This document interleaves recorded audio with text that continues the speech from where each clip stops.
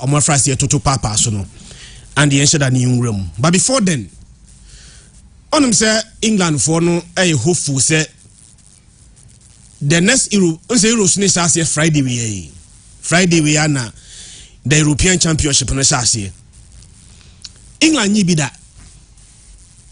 omo nyi bi da but sa tournament we no eya ko say ya raise your hopes to the point say omo say winning the championship no abe on birthright me can be make us say ye the favorite on betimi agi the European Championship na me the England be kan ho band me yasa samadwin team no any balance the English national team na the European Championship no I don't see a proper balance in the team. Coach say almost say physically almost perfect. Enra omobo etia Iceland right? Yeah. Omlusu 1-0. Say man for the made. Baba ndey. Sana game niti. For say Iceland for the show mu was Euros to be na compass one show Wembley no mti. NSSC. Iceland is abe 2 omo and on England 1-0. Iceland na e England 1-0 no. They are ranked 72nd in the world. But no den kanya masem unse ebo tournament sa na obi bo friendly games a untimi fa friendly games no measure say team ne kwa akwaja na say untimi nye no England losing to Iceland no and in kame say na worry for me but me share coach na one share team no untimi nhihye di players na wanya no akwa say wakodwom na wakodidwa enam wo kroma nyina watobi ingredient ehia nyina andi watobi ba se ode mo oba onim kwaye o betima keka bom na otima bon kwaye de oba ya onim kwaye no tonema wo wiase nyina fama no andi onim ya onim ye now bigi kura wo ha sei enra so bo fi folding as number 10 fi folding no bo number 10 no season way Man City aboard most of the games as number 10. Phil Foden in that position as 27 goals, 12 assists. The goal contribution for Man City last season and the 39. Number 10. Enra Foden and Huso. The entire above Foden as number 10 because Jude Bellingham and report you. Also, my Bellingham holidays bia. I think so. Oba report nyame aduma Monday. England born the first game on Serbia. Ama abrante fenu Jude holidays kakra so unresty. Andy say Jude ba between Jude Bellingham and Phil Foden one born number 10 for the English national team. So the numbers say 2 more. Foden had a better numbers than abrante fenu Jude Bellingham. Jude Bellingham has 23 goals. He provided 13 assists. The goal contribution 36. Phil Foden goal contribution 39. But baby or boy Phil Foden didn't run. Menya sure say coach in Babon Hobium. And when I said, "We too simplistic." As I mean, Pemi was me jet am the amount. No, yet daring enough. And it is a branch of friend Jude Bar.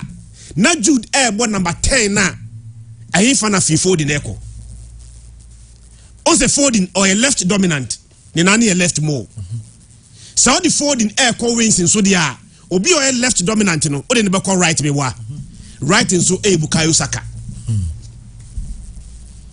eti Jude be fa 10 na between Bukayo Saka and Phil Foden one for the right side of the attack a major problem that he needs to address. Saka's one unfair bad season you. Saka Arsenal best top scorer. 20 goals, 14 assists. Saka numbers are they call Euros no. 34 goal contribution, 20 goals, 14 assists.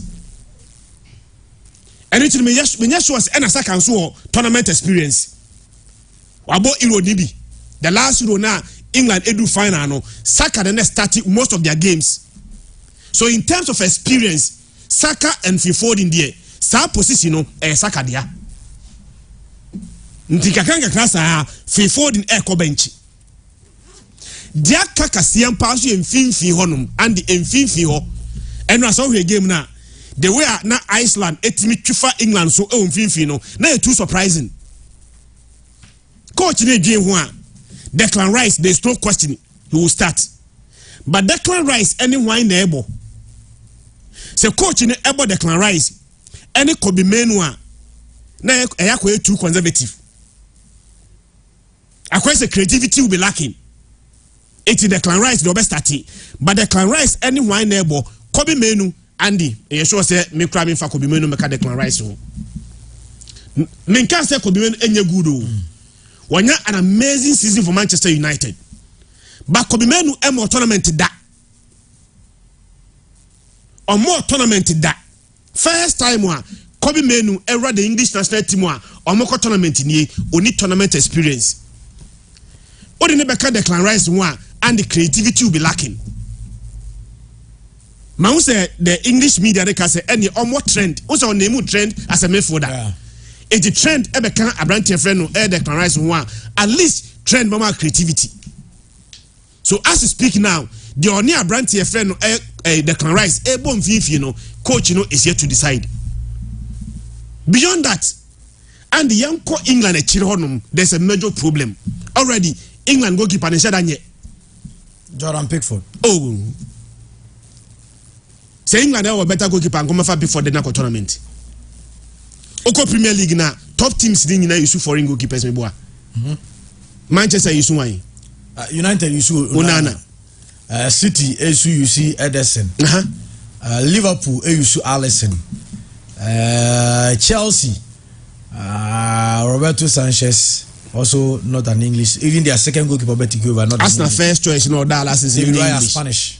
This is Ramsdale now or no any losing the position for Arsenal and another game. It's the entire Pickford and that man national team no because of lack of options. But say England national team ni boy ye won't pick for the year because on your protection me boy. And this protection, you know, I don't see say he may get in the next European Championship. No, Dedikai. Say we're dropping Harry Maguire. In fact, one dropping no April. No went me Anton. And you are dropping no. So uncle tournament in yeah, uncle. We're dropping and you are giving the reason you are dropping no. Yeah. Says that yeah. 80 center back no. Me sure say John Stones anyone ever. And no about John Stones name again. John Stones there or a constant. Say John Stones are available. John Stones anyone able. And the John Stones only minute we see Academy Man City there. But season end you know, John Stones able only 15 minutes for Man City. 15 games, not minutes. 15 games. So I will translate it into minutes about 1,073 minutes all season for Man City. Granted, there's no question we're a quality player. But in the event John Stones pra, which is extremely possible. John Stones at Man City no abe injury prone. And say John Stones anyone more center back and also bo mage hini John Stones. Yeah. Say John Stones anyone more mage hini one able. That is why me assure say Senka branch friend Harry Maguire fit kakra bia if you are going to this tournament. It's only Rooney you say England be messy on me messy no. Maguire. Not because Maguire an extremely talented footballer. But Maguire anyone in the absence of Maguire no and the one neighbor in place of Harry Maguire. It's you know England better Bobe first game, second game, John Stones out. Possibility na make one sem. John Stones out. Center back no one neighbor Maguire or tournament experience. To make matters worse, England any proper fullback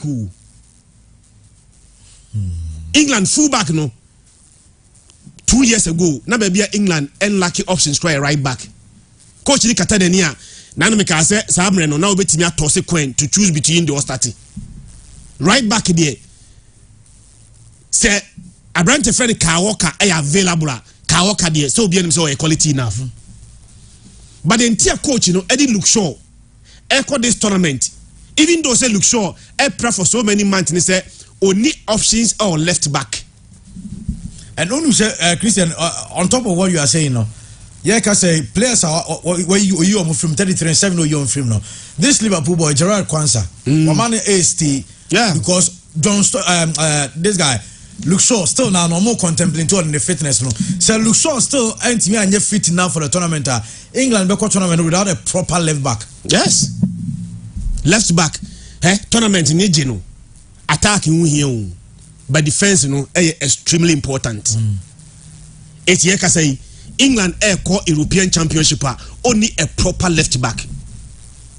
One the most likely a candidate for that position a 3P yeah, and one boy 3P about 13 games for a Newcastle last season, a lack of form, any injuries.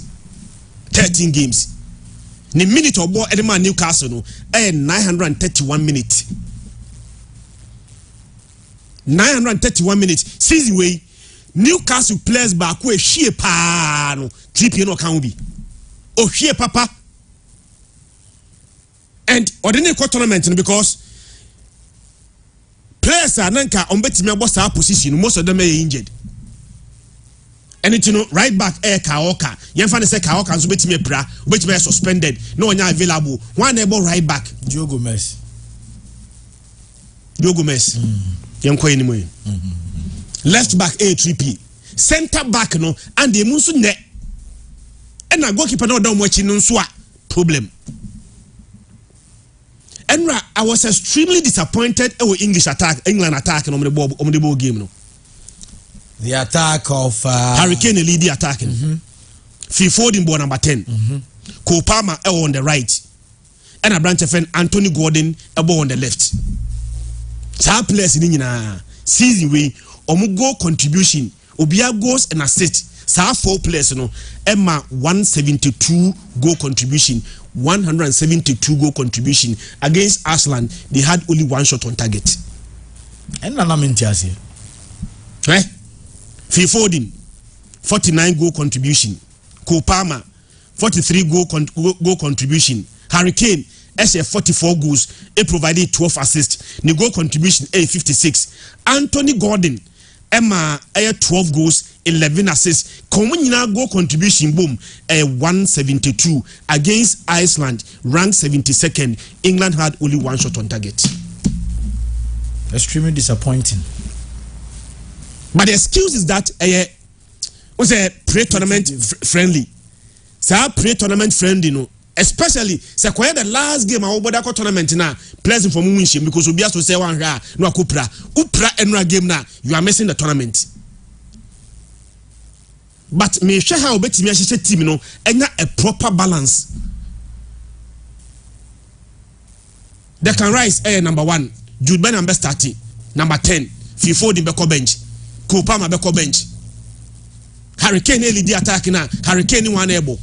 Every team be a tournament biano. You need a very good goalkeeper and a strong back line. The English translate to be nibi. Omunibi. And it's enra tamo ye and the squad in the year opuni down. My revising me note. Countries na ebeti mi aji the European Championship no. France abelidiomu.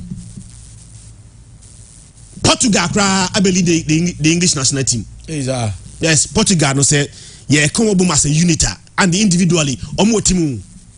Na team of Bruno Fernandes any Bernardo Silva wo mu die. And they nya bad team. But just that they always tend to disappoint at major tournament. Only a Clifford Cheba for Gareth Southgate has really done well with this English team for the past 8 years. Yes, he has been in charge, but he's not a man to win them a trophy.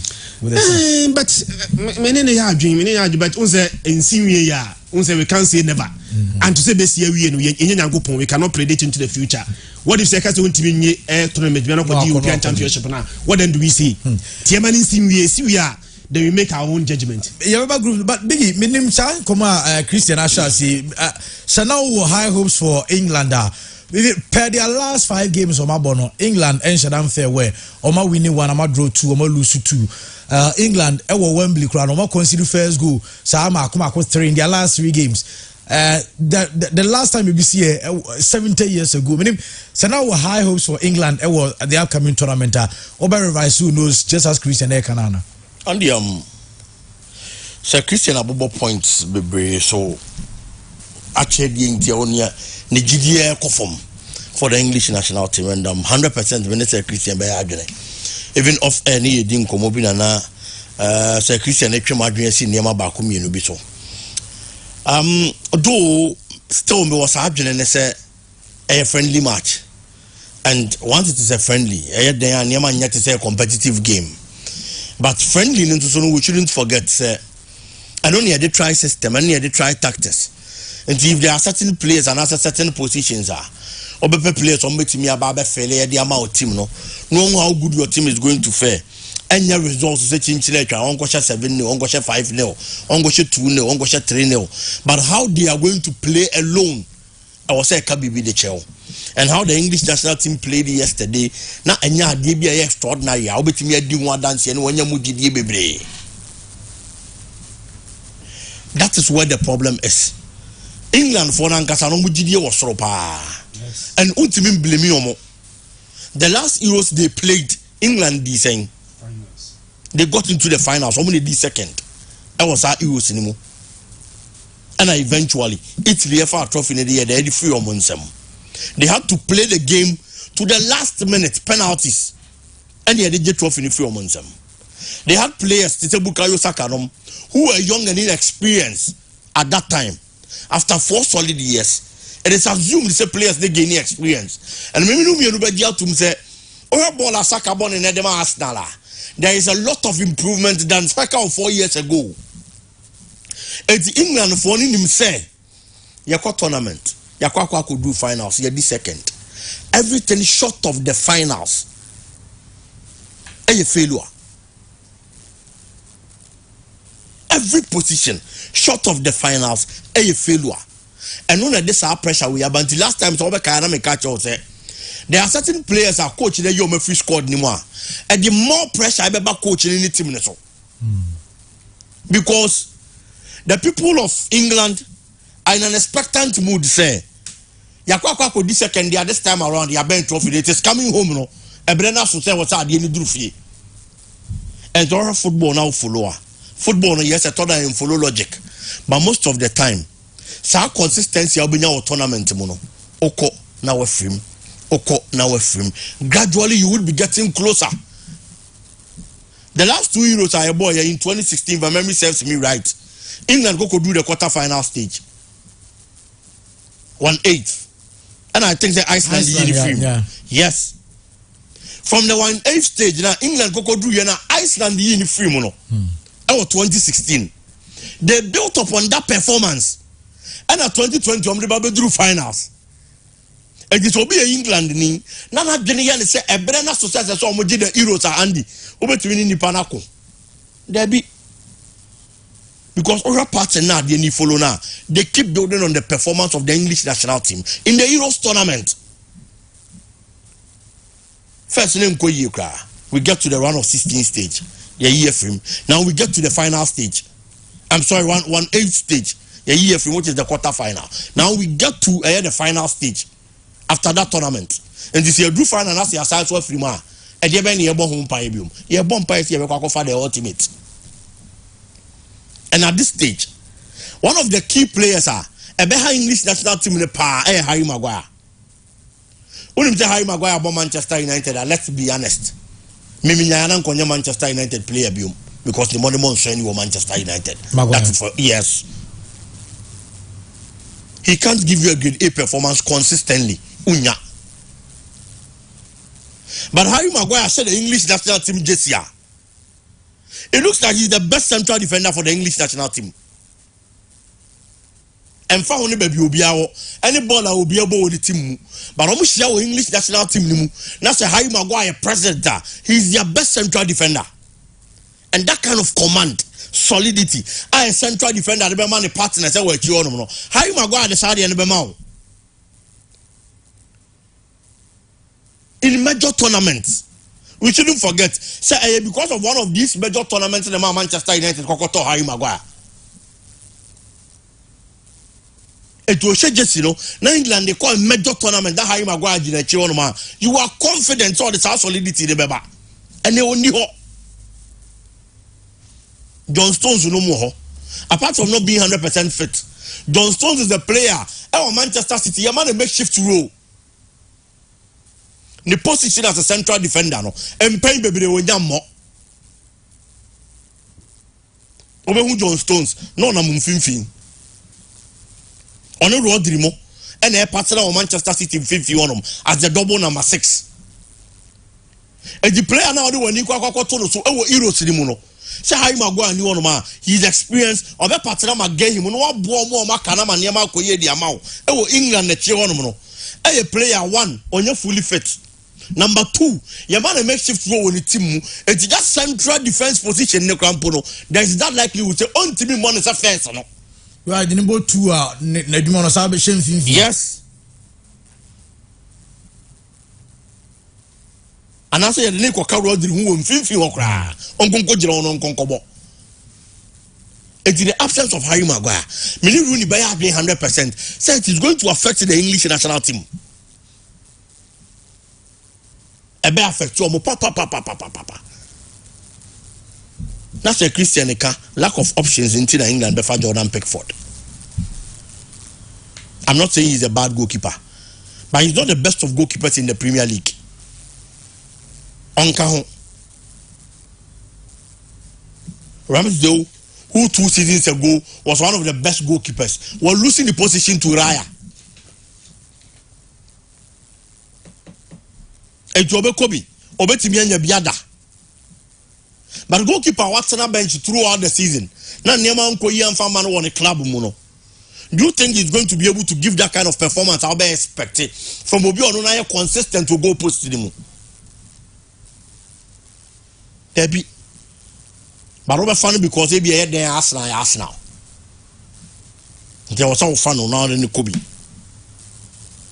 It's England team, there are problems. For you to even think of taking Luke Shaw to the Euro scramble chest, what problem with team? Luke Shaw. Player was spending around 11 years for Manchester United. Okay, the number of matches boom. Any matches I want Messi boom. 11 years no.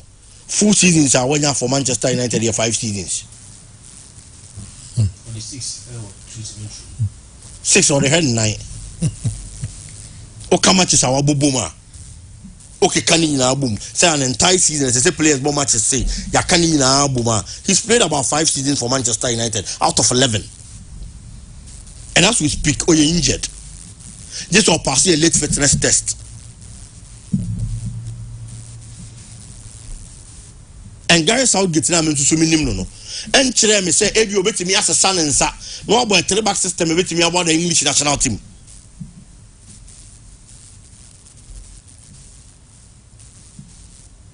Now, me name say Trent in the car walk out more back, left back, no more back, right back. I think that would have been better. So do hope so go to look short. This is all the trip in the ball left one. If only he can play that position for the English national team. And then as a Christian can the 3 also season no na papa be coupled with injuries.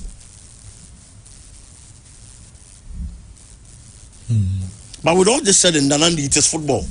Okay. I'm only one of them GDO because Holy Watkins this season. Ball our boy, O'Shea Harry Kane. The least said about him, the better. Now heard Jude Bellingham. Numbers for them are Real Madrid in the league, in the Champions League, a league a bida. Any idea? And there's that kind of GDA. Bukayo Saka, Phil Foden, Cole Palmer. These are guys the year under review. They had a bright season. It's a honor and can share that problem. But their defensive backline. And I know so near they win a tournament too. A chain is solid unless one front is extraordinary. They said the Abiana Lionel Messi Dema Barcelona those days under Pep Guardiola. No. Barca didn't have the best of centre backs. Debbie, Carlos Puyol, Gerard Piqué, at a point Mascherano they weren't the best of centre backs. But the new woman say Lionel Messi was on form to the extent that Osha Barcelona 3 on Unquabe Timiache 4. Now be 4-3. It's a very as Barcelona when nobody's going to talk about the back line. It is England the Baba Benya BBC our tournament in Mudia. Now I came up with those extraordinary performances are fine. But until then, their backline is a problem for them. Say a team tournament. Now all kwa winning. And I will hope to say all kwa winning. Now the backline near there. And difficult. But football, Clever Cheba for with the attacking talent at his disposal, any good manager would get the best out of this team. A team with Champions League winners and treble winners. Come on, Gareth. England don't need a goalkeeper better than Pickford in the Premier League to win Euros because the experience Pickford has in tournament football is different from club. International football is not the same as club football. Maguire for England and Maguire for United are not the same. Okay. I know maybe I'm clear for the arguing. A bit of a beginning arguing. Onum say Pickford, no, meaning arguing. But you need a proper backline to protect keeper on yadi. What you say? Keeper in yadi and a backline in yadi. Then there's no problem. But when you have an average goalkeeper, be in front of some average goalkeeper, no, a backliner, what problem was our backline? A drew a group stages now, Andy. You may manage and skip through the group stages, no. By bedroom one match, be a knockout game now. What was here a tougher opponent? You know, you need a backline to save you. The backline, any goalkeeper, any Andy. World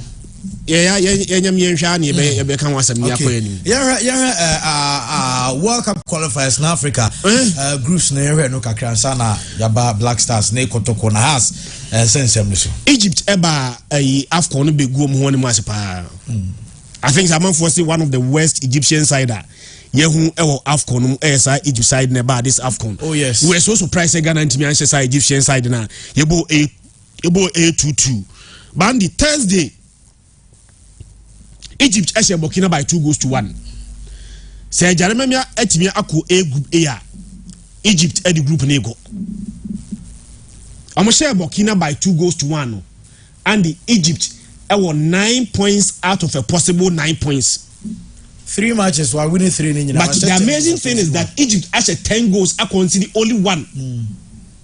About 3.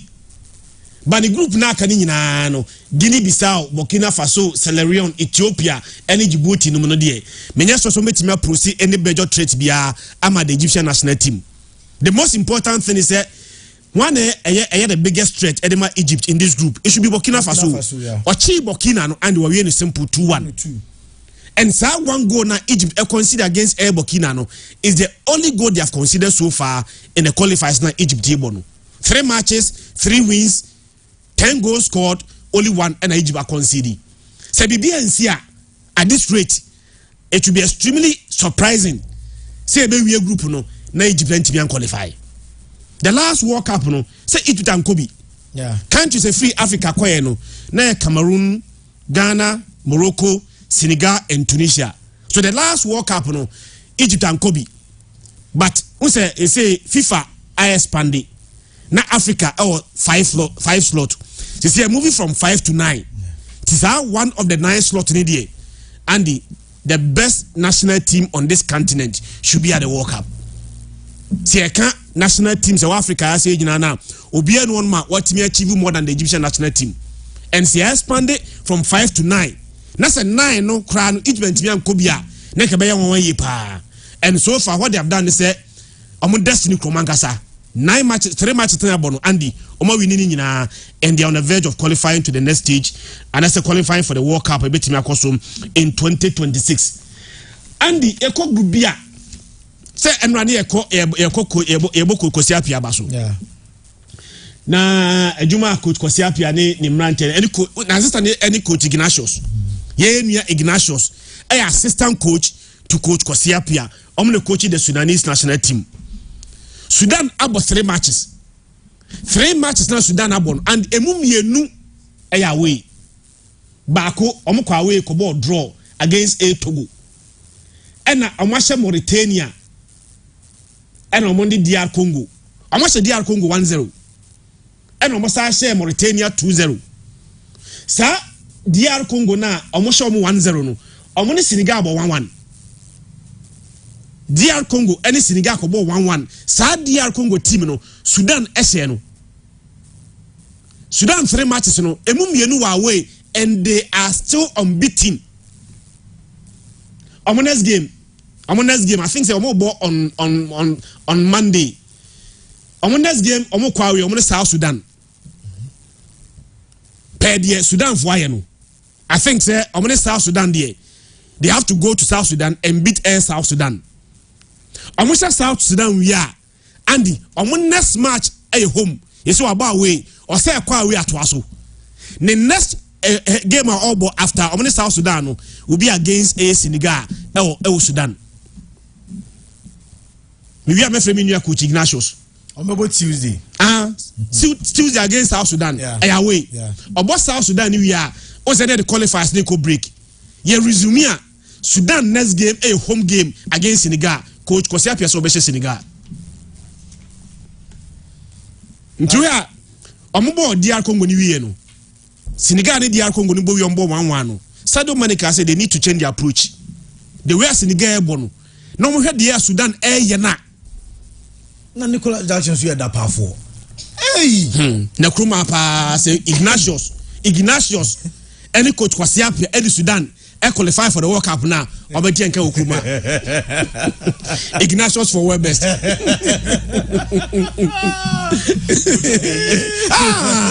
Coach Igna me we are me frame me but Damiano Mukweni omo surprise you bia. Yes. Say your boss are qualify na Sudan na coach Kosiapia any Ignatius adwuma mo ye ne de maniaji coach Kosiapia ho anytime bi obenya appointment bia no offer a younger Ghanaian coach only experience bia no building up so oni fata wa ye adwuma pen. Yeah.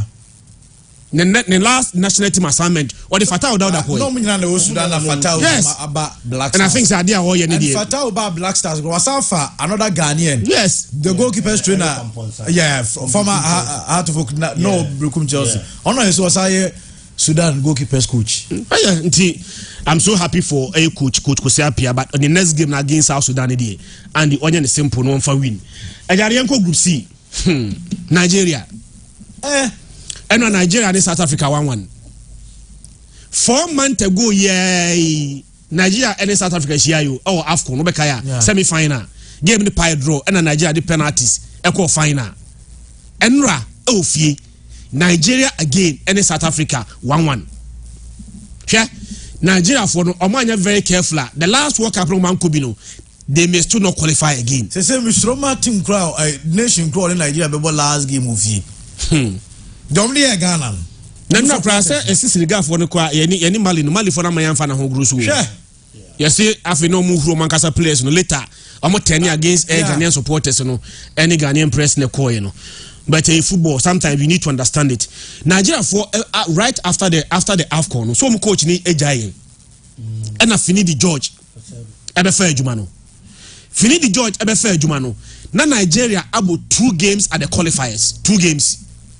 So 2 games na Nigeria abono and nani Nigeria draw. There one man say obi draw na wako heti no ne draw ye no. Ghana any Senegal draw enya de but oba Senegal ne draw ye. Nigeria draw no oboy no and in the first game Nigeria any Lesotho back in November 1-1 Nigeria bo ofie. Nigeria ebo ofie against Lesotho. Nigeria ne Lesotho bo 1-1. Nigeria next game away and it was against Zimbabwe 1-1 again. And then Osaibo Fia Nigeria and so any South Africa ebo 1-1. So 3 games so far Nigeria aboni nyina 1-1. Emu mienu Nigeria ebo fie. Efie no was against Lesotho and South Africa. If you want to qualify for the World Cup against Lesotho, against South Africa ofie, you need to win all those matches. Nyina so mo concede first goal. Etusha the Nigeria group no. Lesotho 5. But they are born Nigeria and they say unso be ntimi 9 points. Yeah. So still and it is still within their grasp. But the rate of Nigeria for France here dropping points against 8 teams they expect to win. Lesotho party. Imagine say Ghana Echo Airborne World Cup qualifier at the Kumasi Sports Stadium against Lesotho near draw. Kakruma say amanfo nyaso. dear one say minim if there's a national team on this continent Andy or more a better attacking threat than Nigeria. Victor Osimhen any Samuel Chukwueze Victor Boniface Ademola Lookman lead attacking. Oh no, true. But in those 3 matches, Nigeria ain't missing more than a goal in every single match on Mabo so far. A BNO Nigeria share one, near share one, or share one, near share one, or share one, near share one. Sa a Mompire no Munyanku Pansi. Say other teams in Nano, MPK maximum points. Can Nigeria was 3 points, and I started to go Naya, almost impossible for them to qualify. Yeah. But dear Abu when they say almost 3, South Africa or they or 5. Lesotho, South Africa or 4. Yeah. Lesotho or 5. Rwanda or 4. All these countries qualify for a person qualify. Uba on fire make World Cup no. Benin. Now Lesotho are qualified at the expense of Nigeria. No man you know. Can't for cramping. But Nigeria for the rate of more Canadian Andy. The next group A, group D. Eh? Samoletu, Munkasa Nchirenu. Libya or 7, Angola or 5, Cameroon or 4, but Cameroon have 2 matches. Yeah. Libya or 7, but about 3 matches. Yeah. Angola or 5, but about 3 matches. Cameroon or 4, about 2 matches. Say Cameroon winning the next game now, and you are 7, only Libya near 7. Yeah? AFCON nearby, Cameroon the coach by. Coach na no eno we na di. Em say Cameroon edu run of 16. Eno Musaki coach no. And the Omusaki coach no Samuel Eto'o e ka say ope 3 coaches o list here. Ene be ka mienu. In fact, miensa Fabio Cannavaro wanti. Yeah. No pe Fabio Cannavaro. No pe Harvey Renard. Ena Jose Pesero Nigeria. Owie no wanya umunyina ena kofa coach from Belgium Mark Bryars ena ko appoint sa coach no Andy osaki coach no 48 hours later no asa appoint coach ni bi and mon guys are sorry no this week yawo ento kwankwan no ko wasaki coach na ono ankasa appoint no 3 coaches no so list o munyina no wase no ntimi meet o financial demands. Tidena ni buo for mobetimi amiti no sa coach no appointing no wa appointing coach ni wie no na se wasaki coach na 2 days later coach na Samuel to esake no asa appointing ni biem and oko Cameroon na eja dem amanfo se o too autocratic kamia oka obi nkabi ye tunu for wontie o ye legend of the game there, but it is different being an administrator and being a footballer. And to see a pressure egu abranche friends Samuel so no wanya very careful na say Cameroon entimian qualifier say the legendary status in African football no will not matter again. On next game no mo ball against Cape Verde, it's a must win. Cameroon must win that game no. One winning na say points gap no efra say expand e ko nanimu a anamo edika na ne to na. Despite their problems they are still within air reach. So mo game na Omani Libya na or top home group no echo the same number of points. Andy, they can't afford to drop points again. Group E, Morocco. Morocco last game was against Zambia. Almost Zambia by 2-1. Andy, Morocco is done. 2 matches, 2 wins, 6 points, 4 goals scored, 1 conceded. Morocco anchor World Cup na ebe will be a surprising power. The last World Cup no said they set a new record in African football. The first African country ebo World Cup ebo semi-final no be no sada Morocco koye sada no. Then even the last AFCON no near see Morocco the favorite. But on be disappointed power. The last AFCON I think say Morocco drew run of 16. They were beaten 2-0 by South Africa. And Morocco coffee, but they've made sure say World Cup qualification in they will grab it. Uyo group no so and I think say countries no group ni na no. Say Morocco and qualifier. I say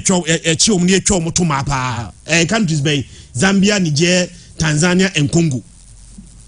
Zambia na oye major threat no wache no 2-1. So 2 games and Morocco abono Morocco e win ni nyina tafi omusa group na Eritrea e was a group no Eritrea as omo to yin ho afrim eti teams na no ne Eritrea aboni nyina no omo resource nya no ya cancel Eritrea Morocco abo 2 matches na or 6 points no they are carrying nyina no I think say manageable for Morocco obetimi qualify for the World Cup no. Andy, the next group A, group F, Ivory Coast, Ebo Gabon 1-0. Ivory Coast, African champions. The last World Cup, no, Ivory Coast did not qualify. Cameroon, Ghana, Morocco, Senegal, Tunisia, Ivory Coast, Anko World Cup nibi. Bandi who ade omaye. Enya ofe. 3 matches, 3 win, 12 goals scored, ball tour, Ivory Coast net. Ivory Coast about 3 matches. Wa winning miensa nyina. Miensa na wa winning nyina no.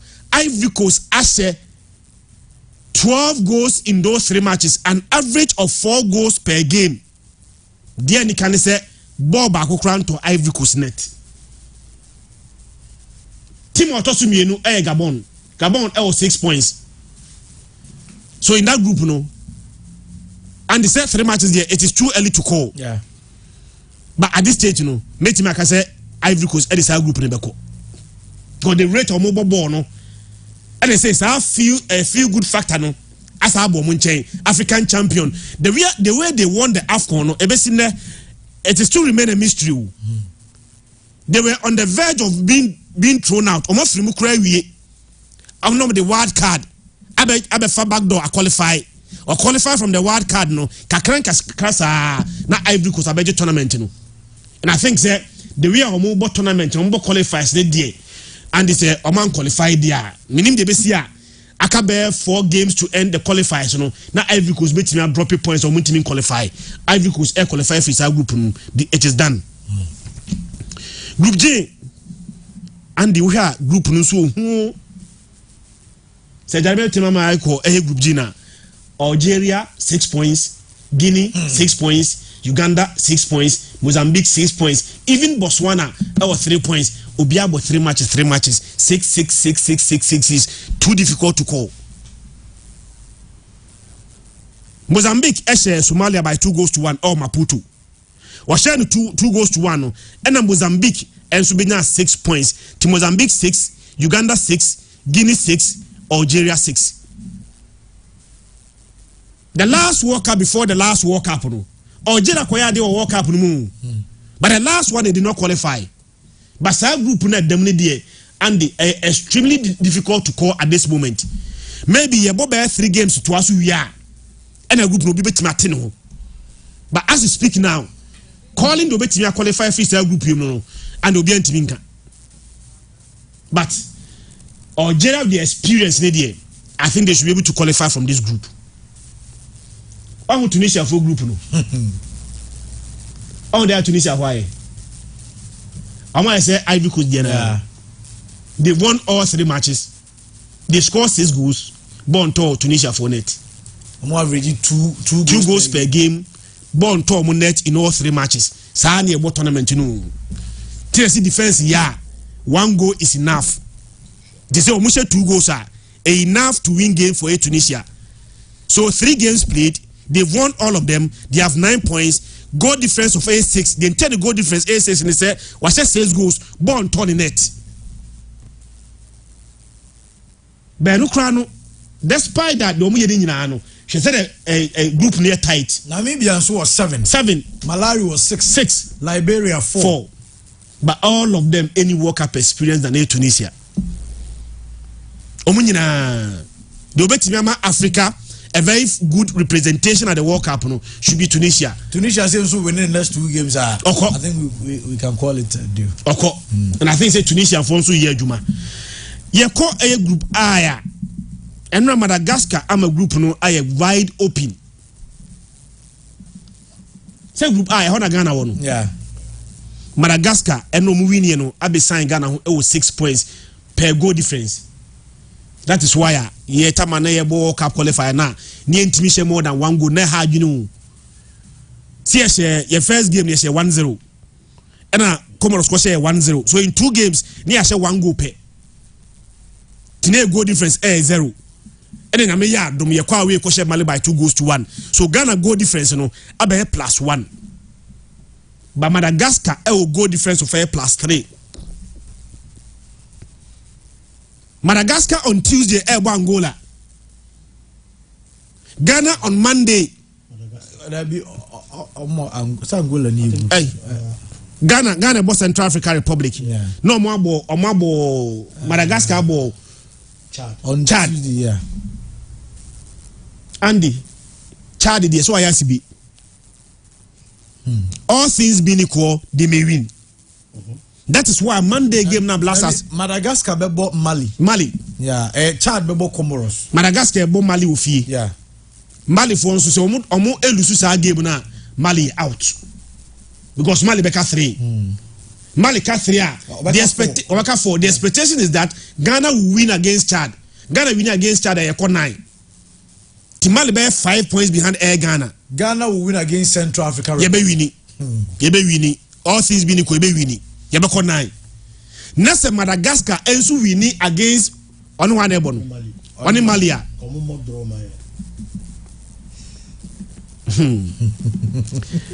That is why Madagascar winning another game no.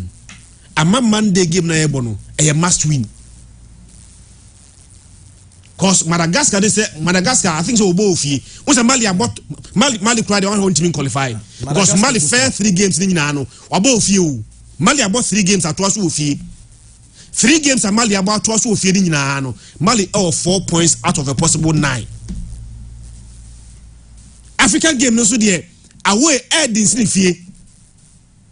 Ghana about 3 matches by 3 matches no emu mienu ya away na ba ku ye home. There are more home matches to play than away. See, a second round now. Mali have more away games to play. So Mali am picking a win against Madagascar and the company saying Mali win and Madagascar winning. Common pine. I'm a pine. Madagascar beko 7. Ghana winning against Central African Republic near 9. But just want the Mali game near winning. You know, I'm in destiny be crying. What I say? Yeah. As you speak now, Madagascar, let's forget about Madagascar. Madagascar winning. See, I Madagascar is 1-0. You winning Monday, you be 9. You know when you have 9 points there. But Ghana versus Madagascar, away honomono should be a game. I say, I question Mali away there. Then we should be able to beat Madagascar away. To Madagascar, Enra, winning. Some kind of say Comoros there. Gagaya na I say Girona. Now the 2 games are about no both fee. And we winning me no more an away game. The first away game and no by 2-1. Ghana any Comoros Kumasi Sports Stadium. I see a tiamo. Oma hampeni fuache. Which union penny for Afcona no I say. Which ye World Cup qualifier no I say. You no more home dao. Baku yomu home. Baku no share no na afọ neutral ground no share basi ye chi omo Kumasi Sports Stadium dia Ghana fo nyina fa abufuo enko Kumasi Sports Stadium ne entia omo but so far enra ge no mu yini na man say akoye wide open nyame aduma Monday Ghana against Central African Republic it must be a must win yan wini na se Madagascar wini a ne esa ebe chesi unse ne chesi Mali ne chesi Comoros si yan wini na Madagascar wini a next let's say chesi omo and we need to win on Monday. The annual near the room near Ghana in games and I beg you about commenting a crown and groups no Mamindi can share on okay. Chana and Sudan story ni kwesi apiane Coach Ignatius more story no. One makes it more exciting say only to Sudan as we speak, even to camp, to mean camp in one country. Yeah, so UAE ne. There is some uproar, war and seminars and Yaman who chrono suntino to camp Kampuromu Saudi Arabia. I want a Sudan team ne camp. Matches now I say Sudan bebo homa. Want to be more on one if you get to Cobon and neutral grounds. And Mr. James Kwesiapia, at me put up a teamer. About this kind of a football. Men kasa wa anything extraordinary. but so far they've done well. Football no the obey ni ebeka ho asem. Obi anu obebo short abon be kwa short betiem goal. No wasanso any opportunity no abo short na ekoturu no atiem goal there bi. Yebeka so abodam. Yenim de besi in their subsequent games. But so far performance no madan edi no. Eya de eye. Mauritania team na ye kan ho asem se Sudan akwa hye no woni home no. Andy, Mauritania team we and in the just ended African Cup of Nations. Almost share 1-0 no. Mauritania we and a share 1-0 no. Before the appointment of Mr. James Kwesi Appiah last year 2023-2024 African Cup of Nations qualifier no. Only Mr. Mauritania cheat Sudan share home and away. Just last year. Oshane 3-0 mienu. Oshane 3-0 won home. Asa ko Sudan home ko share 3-0. Oh, okay. 3-0-2. And Mauritania share Sudan. And this year we are talking about a different story, not done assessor. Sudan afraid of Mr. James Kwesi Appiah. Mauritania, at least they've gotten consistency in their technical team. That is another difference. Ame Abdu, on one of the mobile AFCON, on one of the qualifier, on one of the coach, or the Comoros, a share Ghana African Cup of Nations 3-2 year free mono. Or we are Mauritania for the Kofano. And Omoko Kofano, no.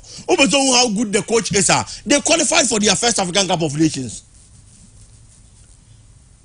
And then getting to the knockout phase, Omundru order.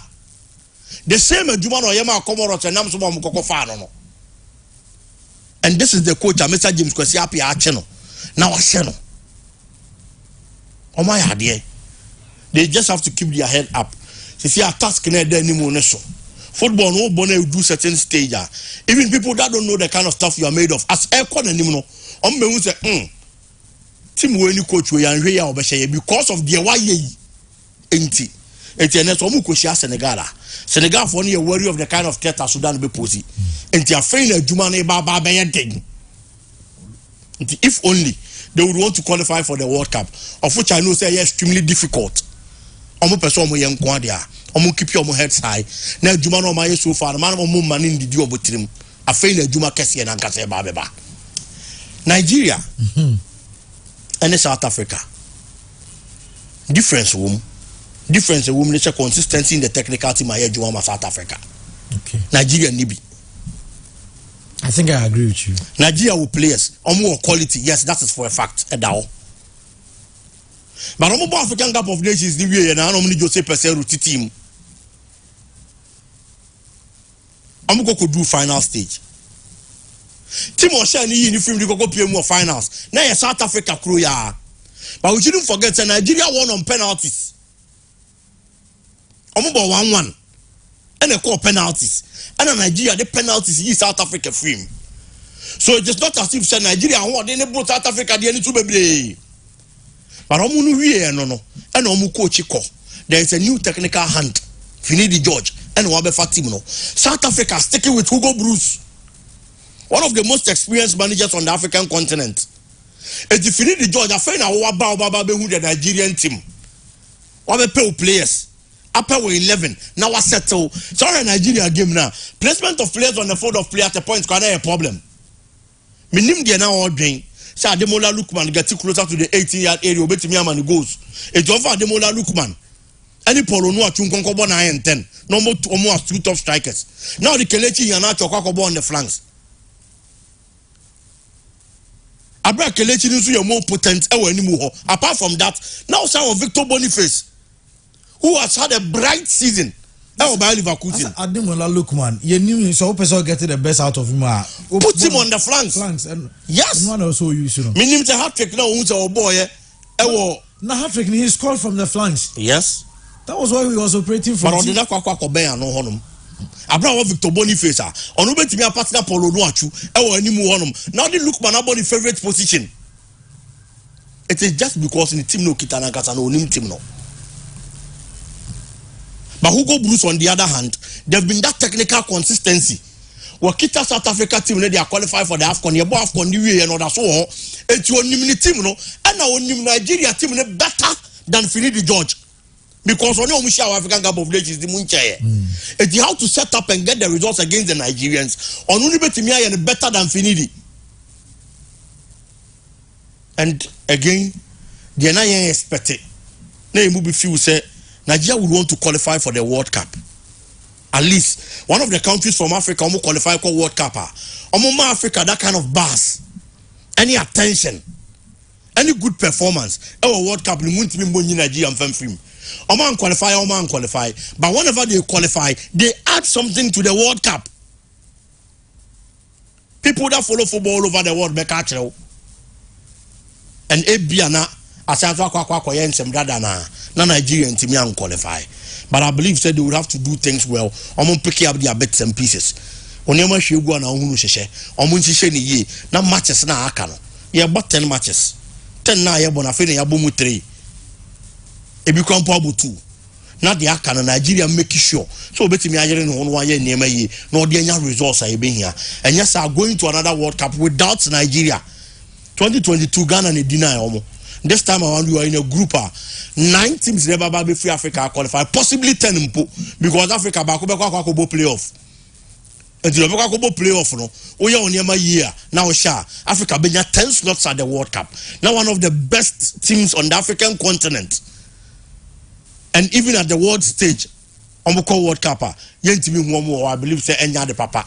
Ti Nigeria for nya niema yi na omuntimi petikitiri bi. Na ye nyina yem fan World Cup na World Cup ni munya de Andy. Big master about so say because Black Stars about game ni we and maintain comment the ohun about the game. Na me ba so no say chill on the team but you prepare for Nyame Adma Monday. Nano ana Abubakar Idamba edin sem kakra edi aba na or say yen nyina expect say ye beja good football from Otuado in the game against Central African Republic. He lined up very well going against Central Africa. You know, Bamako were playing in Mali, so we're more careful going forward. We didn't throw too many men forward. But in this game at home, it's our home, so we're going to play a lot of expansive and attacking football, very quick transitions, and we have the players who can do that. So he should allow the players play, let them play, because Okache is fair. He wants to come and play attractive football. He's going to allow the players to express themselves, and I believe exactly that's what we are going to see come our next game. So let us expect some good football, good performance, and we can get our results. I know Abubakar Idamba one fence go. I see name Adibi Hodma. I see Ghana your defense and your goalkeeping. Abubakar Idamba Kasaka Krafa. Atizigi is an individual. Now let us look at the situation that led to the goal. Was there any player who could close down on the opponent? How was the marking? So I hardly pick up or pick on individual players as goalkeepers. And we have to, how can we make it better? Pata Oda is my friend saying, my co-instructor, my co-coach and all that. Talk a lot about these things behind the scenes. And then my goalkeeper and the defensive line. So she say it has to do with the goalkeeping and the defensive line, the marking, the awareness. So let us not look at it as an individual mistake, but let's look at it as a collective way of improving our defending so that in the future we can prevent such goals from being considered. But I think, sir, we still have some work to do defensively, protecting our goalkeeper, cut off the danger before it gets to the goalkeeper. So I believe that we are behind the scenes, and it can get better. It's not about apportioning who did not do what and who did what. Make it better. Right, I know and someone I have carried amba atuja about Ghana team no ahead of Nyame Adma Monday game na Ebaso Babayara Sports Stadium. But I beg before we move to that game, yes, and Koma in preparation towards Monday game no Oshe how Otuado set up against the Nigerians. Me I didn't surprise me was to see Alidu Seidu and then Abraham Tariq on the same line. It was quite surprising, but na coach Nimdi no person war and all the day coupled with the substitutions I get it the results are even Ghana a lot of us were thinking about a draw, but then eventually we had the win.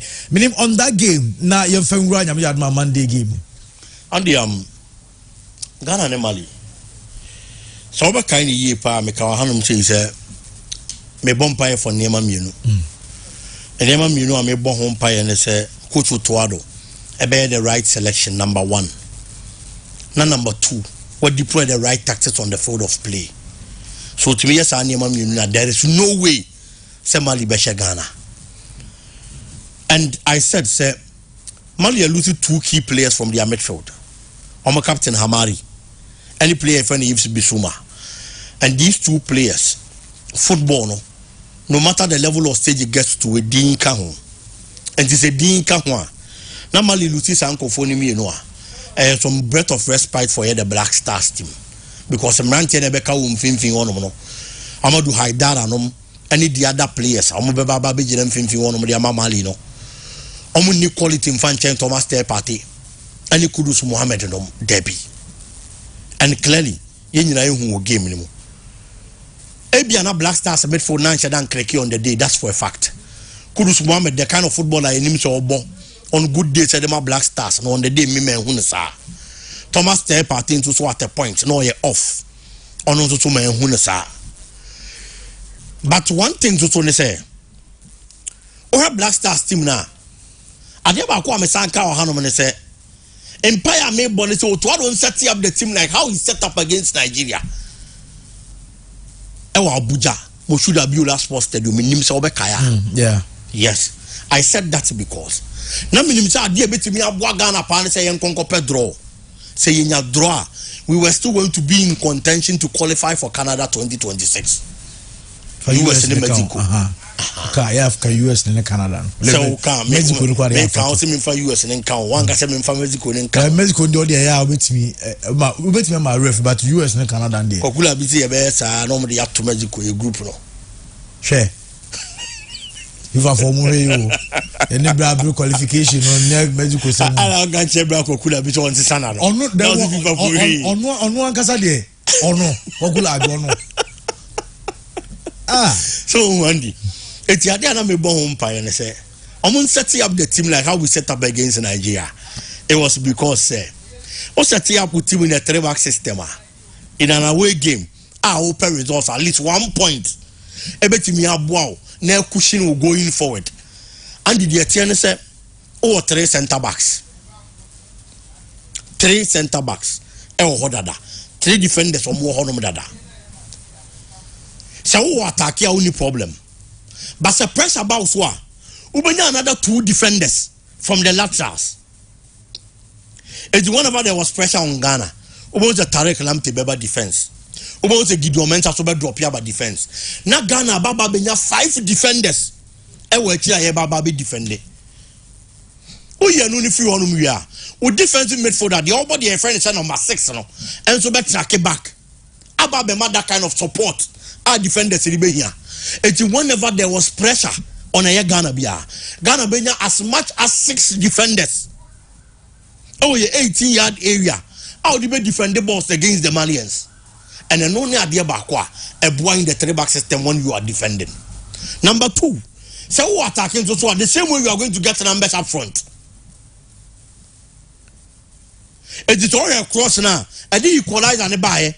It was from Tarek Lamte. Cross no. Yes. Salis, sorry. Yeah. Abdel Samed Salis. Yeah. But it was from that same flank at Tarek Lamte. And you do say do better. Yeah. Because so who attack here? Some players no. Abdel Samed Salis. Apart from Nipa me no and me say better anymore no. Obenya Antoine Semenyo ho. Obenya Kudus Mohammed ho. Obenya Nesunyama ho. Omomi ansane better anymore no. Constant the amount. Oh, yeah, no, if you want to man. Tarek Lamte better the right side. Gideon Mensah better the left side. Omumi anu be join the attack no when you are attacking. Omumi anu koka ho ayesen. I have 5. I have 5 you know. Obenya Salis and possibly Thomas Tay Party. So omo so be join the attack. It's be in defense, in attack. Obe outnumber the opponent. Because only better players were any more. And they are quite go. But we will be increasing in numbers. Only 18-yard area. And then on the number so much as Salis cross. It's me located here. My money pin ball in the team. And how our coach and set up the team. Selection or here to start the game was perfect. Dropping Jordan, are you? Yes, it paid off. Yeah, it did. It paid off. Jordan Bambu in the second half. He so came with a renewed energy. He was so fresh. Yes. At a time, because another back line of a Yamali for Ebioma a bit exhausted. Only Abdul Fattah Isaku brought some different level of energy every game. Even I saw they go that pass to Thomas Partey was super. Jordan, are you all boy Kevin De Bruyne pass? When was the last time you home be? Say pass no, a defense splitting pass and Namnipanimu says na pass na kushia Partey. Hardly do you see this thing from Jordan Ayew? And in the second half, Mali Foni who said no. I was some year changes from the fresh them sebam no. And one of the man message who say, Otuado apart from say was starting game in the year, how to manage the game when the game is ongoing. Otuado say Shem be the film. Football mo juma the Shem reader. Debia. I was so hard here juma. Ujina bench one ma. Uwo fie na usua bibi. Ujina bench na usua bibi. Second half so here. Changes are Mali for the year, you know. And the pressure by your right side of defense. It's only to say who was struggling. I'm the player be by no number 7 JC. Dodgeless. Our boy be Salzburg, no. Quality winger. And problems are not able to say do a no. And when I could to decide this and no, I need to say do a boy a good game. But maybe at this moment, said the air corner changes because of the defense and Abreno. Possibly yes, you may have our problems. And in the 3 back, Anna Orbono. Ali Ducedu was the only right back at our position. Maybe there are times and the team used as a central defender in that 3 back system, but he's still a right back. It's one another about the right centre back position. Satare Klamte attack here. Obonza Ali Ducedu to the Chino attack me. But how many players are very fast or pacey? In the shape of dodginess, no. And this attack so much now to say to Kobe. Now so much to see a creative problem they are mine. Because our player are fast. And no to decide this and no. Then he has another central defender. Oh, you're good. He has a lot of quality. This is beyond Spanish La Liga and be Abdul Mumin. Yeah. And no yearly to say to frame. And on the Abdul Mumin Bam. And on the Abdul Mumin Bam to say the position no. And on solidify our position no. Because Abdul Mumin is a centre back. And to no person be attacking baby. On a lot of attacking options. But our position no so be solid. A be dense and comfortable be foul. And on yes our changes no. And I also see our kwai no. And I know na make one some say. Gradually I'm realizing it's Otuado. Yes, only the best of coaches me dey be amaka. Even his appointment, so as I the Black Stars coach say am no kata na me pedeso. Because me future on yade. But nipa ya de yourself atabasobo. And on the day, a Juma Otuado ye no. Na me nya yen San Frank Christ ni enti agina dibiem. Asema Christian ka e bia na nso ake. And the minister Christian ya adwen. So San Frank Christ na ampa mo. Papa na disappoint yen. Okunipo. All in all said and done, Otuado and Mrantiano were ready to fight for the results. So Black Stars ibo game nice ye di kan share ya. Me Black Stars dam nim no didn't see a betia babeshe. And tells you in an away game. Yes. When we are in control, we are in control. But say a tough for ma, didn't see a best sorry near Sababeshe. And for the boys to fight to the last minute. When now you move if you say at least 1 point in here enough. Yeah, okay.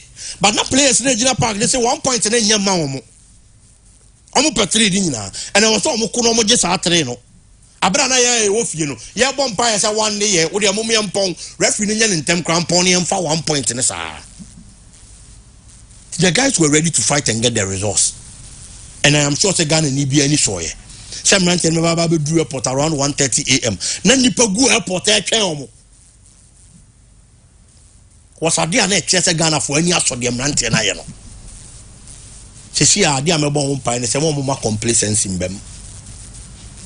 My fan said the most difficult team in the group yahye no. E woni home e Mali. Nti ye chi obi aye be hye ne da bi. We shouldn't forget say before I be Mali no. Na team a wahye your group remain one of the best teams in the group, Comoros. But no watch ya saying. And said ye call Mali na ye koko share no. Obi su betimi abaye home ababa be share. Mali for now, I'm not sure that they were praying to Ghana match almost. Your pawn bonus or your dimmy our park and as well. I didn't know like they felt it was over.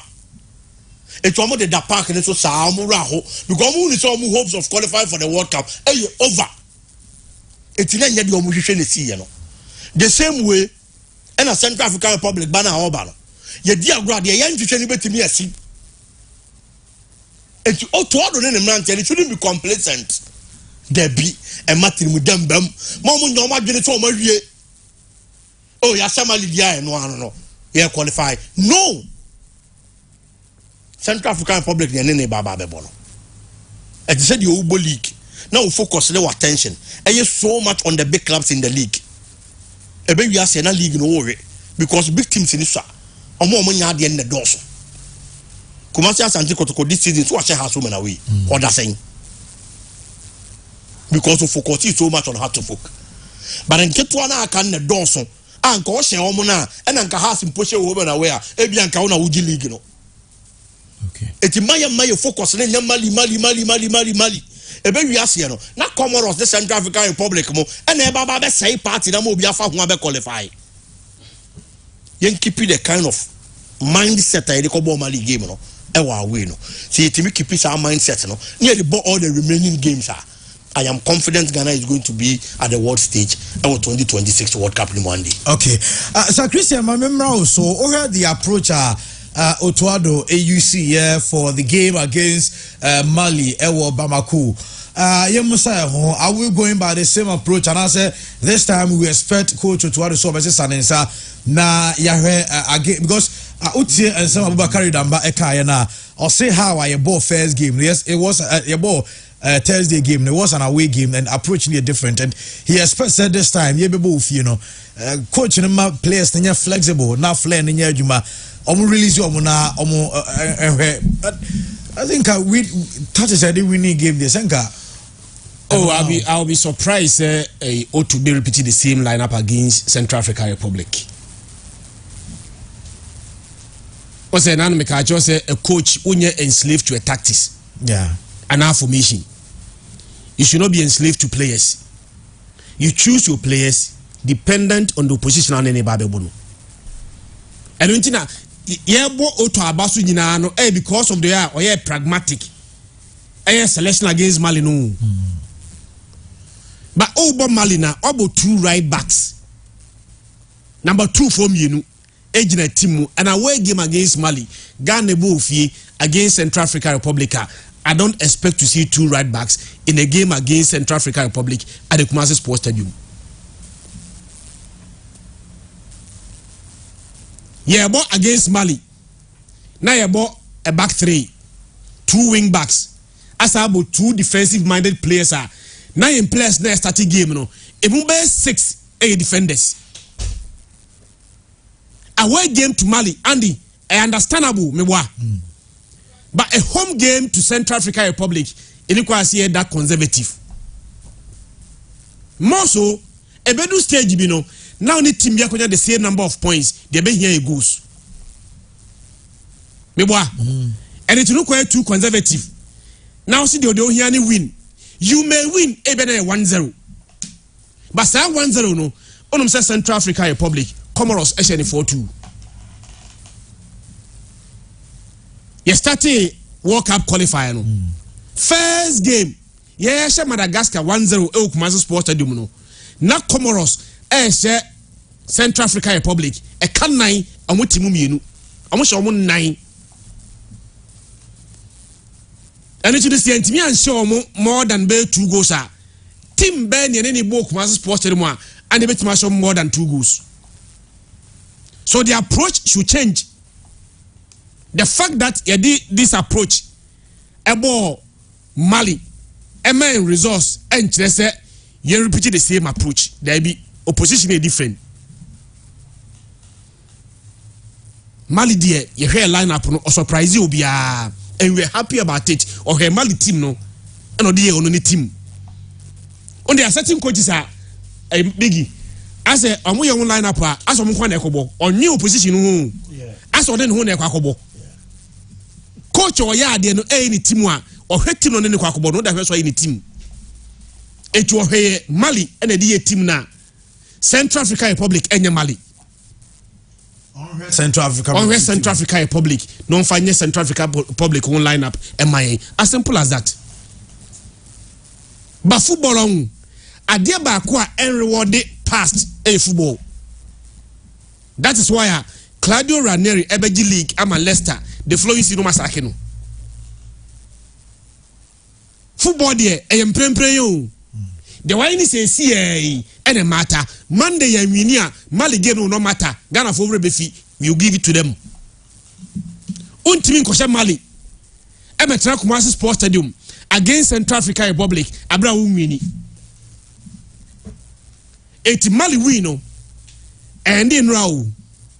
And I was so happy.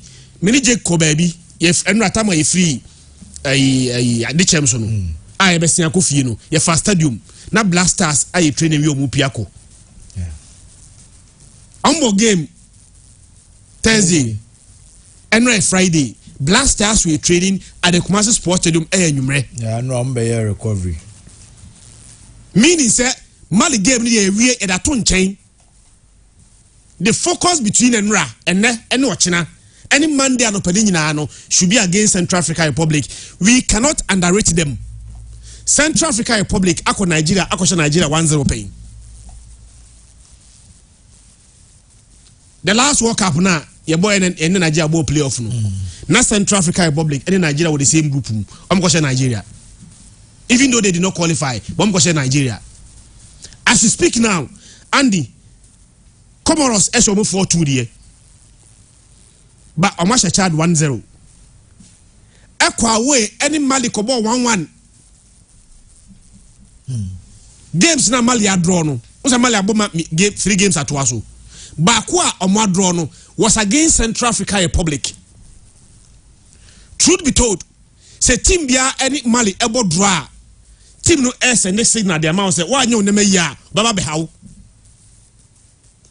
Central African Republic eko Bamako any Mali ko ball 1-1 omo draw sa game no. So even though say akose Mali ya nya very careful near ya adwin say as a juman dia di na akoya wi a and dia di na nyamwie ye ka say countries now on person qualify for the World Cup no. Have you seen the attendance? Mali attendance no. Yeah. Nigeria attendance. The bigger responsibility also rests on Benumi no ATA show no Monday see a Philip Kumasi Sports Stadium. Yes, I know correct. Oja Blasters. What Oja Blasters no? Unya Blaster qualification there wadi. Team now qualify by how? Go to the Kumasi Sports Stadium not to support the Blasters but to support your own cause. Mewa. Say the whole can say ya anya hwe kwa wo the team no adwana. Also ade bi si wadi. Ofa America akọ Blasters ankwa America. Nti ukọ stadium no officer na ofrasi. Say oh yeah official process. The first time Monday process no go. Na America for the cry no. Ah my goodness. And then I say also ohebo. Obako interview ni na church then I say Blasters no crowd see nintino. Eya ohe. Ucha take it na fasi. Show it. Oh, they just don't come marine for Mexico. So, Mexico, the only two are Mexico for Canada, cross border by US, cross border. Yet the other qualify for the World Cup. Oh, there are two Mexico for the cross border, by US, Debia, cross Monday. We are not supporting Blasters. We don't find ourselves Blasters. We support Blasters. But we have Blaster qualification there. Let's go to the Kumasi Sports Stadium and support the team. Andy, 20 cities there. Sa coach ada as the agent supporters so I say take it no. Amu mitima yamu da dodo. We a national team of Blasters. To your 20 Ghana cities go have Blasters and no this will be the toucher. So be toucher fine. Agreed. But so be prepared to pay 20 Ghana cedis to watch the Blasters. Most amount for the placard say your World Cup qualification is our US visa. So US visa no. So Blasters bet me qualifier. The 12th man the supporters no very very very key. Kumasi Sports Stadium 40,000 against Central African Republic. I'm expecting nothing less than 40,000. Yanko, let's create the atmosphere. Sa atmosphere they create here no. Egypt ebehwejane ejomu jinsia. If you are able to create the same atmosphere, Central African Republic will fall. And at this stage, we are not thinking just about winning. The entire Madagascar, leading Ghana say, or a better goal difference than us. Goal difference really matter. The Central African Republic, and then 1-0 asem. Minka the last time Blasters me a convincing 3-0 win. Oh, bida. Acho. Say Blasters in 3-0, very convincing 3-0. We need that. Yes, 3-0. Na afe yene Madagascar any team biano. Goal difference, we have the advantage, points advantage. You bet me say Jumana, players nbe oma famu die. Coach, Mejini Diba, Obena famu die. Technical team yana famu die. Supporters yensu ya famu die no. Let's go to the Kumasi Sports Stadium and do our own part. And then the organizers. Porcupine Tertiary. By this time, so we take it to cool. Yeah. Porcupine Tertiary, by this time, so we take it Edru. They will be needed to Monday at the Kumasi Sports Stadium. So we have 40 ticket, go to Mufan and the Momo, Mufamomo, Enko Drew, Enko. Send coin and Mutiemia, more too late, send it to them. Sometimes you sacrifice money for something else. Porcupine Tertiary bar, they are going to give you something as sentimental, morale, atmosphere. They will charge the atmosphere and the minimum be Nana sample for Jadom FM. Sometimes for stadium because of Porcupine Tertiary, go and sit closer to them. He enjoys them, me boy. I'm just going to connect here. Yes. Me question me honor me me honor the biametina. Yes, on metima tutu no wasoneti Bombardier. 80 players nbe o from the obi abeda from die ba be my main focus no supporters na dwa the last AFCON amanfo dwa Yakobo Komoros no amanfo dwa friendly games ye boy USA any school amanfo dwa but Mali nama amanfo nya hope kakra sa hope na nya o Mali no yemfa matua so nyamiaduma Monday against Central African Republic. Okay. Mama BYT abemu kakra with Black Stars, nafi ababe ye local league because host matches bass also you pay attention to games but said na Christian Ekano the Stars are calling Black Star players no and so friend I mama a video no where I am ranting na asafofo ene amokom ene asokwa NS Nyama ewo message edemamu. This month he will be support our Baba Yara Sports Stadium. This month he will be support for Ghana for on the 10th of this month he will be support our Baba Yara Sports Stadium. Your support is very important to us. We need you guys. We are not India. Is that coming? Support. Come on. Right, I know I had the Black Stars of Ghana. Tell her. Yeah, history no kakra. Yeah. Na Ghana akwese Maliaba. Yes. Say your next opponent is Central African Republic. Yeah. Christian say Central African Republic must fall. Yes. And we hear might be to say Central African Republic. Ghana and in Asia. It is said the Abianca, yene Chad, yene Sao Tome, yene Madagascar. Yene Comoros ebo but here is the case as amanya mebubo yi ebi mu asase e pekeba biti se Comoros a se si ameno ka sei eba na African footballer omo ya ye one of the best omo so apply say omo ebe wuram na omo so abeye enkane hu omo so omo ye minus omo so abeye the powerhouse of African soccer. Madagascar similar omo so start jeleba wo hwe qualifiers ayebo a is 6 Sana system na kwaye 3 matches no obia nya 6 points 3 teams the all 4 the to so make sure say next games the 4th game no ono so betimi aye bibia di aba and ye wura Kumasi Sports Stadium anka famous grounds for Blasters of Ghana unim say FIFA World Cup qualifiers nko Ghana abon wo Kumase Babanyara Sports Stadium since 72 tie date ni ye pa na year no ya bought 23 World Cup games qualifiers Babanyara Sports Stadium. Ghana winning 17 ya draw 6. We are here to lose. So uti yes, so a favorite ground for the Blasters of Ghana. And yamepa Monday Monday in about 28 years Ghana ana FIFA World Cup qualifiers Babanyara Sports Stadium since 17 June Daniel Dwada Ghana more World Cup match bia Babanyara so what I say I fall Monday but sadano yenya country no so answer that need when it comes to national team competition in the shape of Tanzania. Yes, we by 2-1. Second half, and I go to the by and the brepa. And sana 70th minute, Sam Johnson for you. Enya first goal. And Augustine Ahemfo 9 minutes to full time. 2 for Ghana. So Sam match in Ghana we need 2-1. Ghana team of Sam Johnson, Sami Kufuor, Eben Hagan, Augustine Ahemfo, Emmanuel Dia, Stanley Abra, Joe Ado in goal. Sam match Joseph Ado played. Simonado in goal. Over the last of Charles Akono, Sika Akono, Frank Amankwa Mas, Amate Solomon Lai. So what is Solomon Lai did that? Yes, and Krani Bo Olympics near there, Gapoa. Munina played that match. Ko Samadi and the leading Ghana to that 2-1 win. And Prince Amako Cranton, no I could play of the dough and a buy.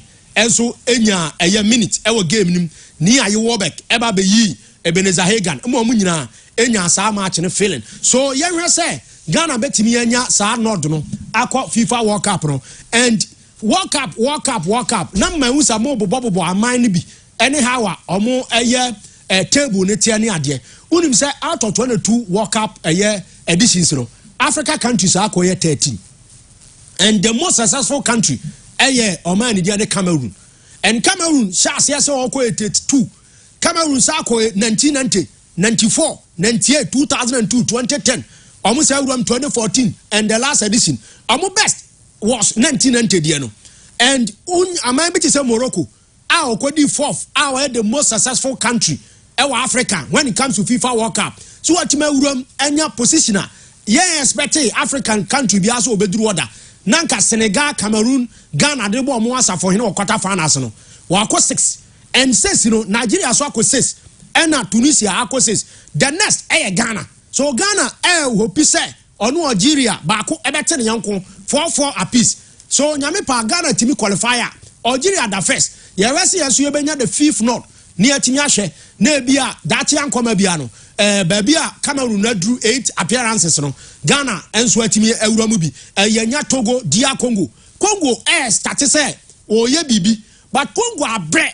If from 74 Omunya team omo de kwakwaje omo first AFCON 74 na eniyema ekoye di mo at that time Zaire say team na ana omo make so say Mulumba mo and company ebe wuram e de akọ FIFA World Cup 1974 and 74 omo wuram no e West Germany eniyema ansa dan koye amomo omo attempt na ena omo sa ba fie and yenya Angola ono so hwe so obekọ for the second time Togo atena fie abo 2 drawn games Togo group a Sudan ewom a obi anim se Togo ena ohwe group na wa apia o World Cup na da obehwe se niam abekoye na ebia Senegal esoso awuram Senegal so akọ World Cup no empre makomako eyemiensa ife from 2002 Senegal koye ekọ quarter finals 2018 ena the last edition omuso ekọ ebi no omani di edi Togo eso Paulo Duarte with near experience atena fie draw matches ewo home Niaman Saddam Koye Mfamom. Egypt called first World Cup in a year 1930 in the name of a year United Arab Republic.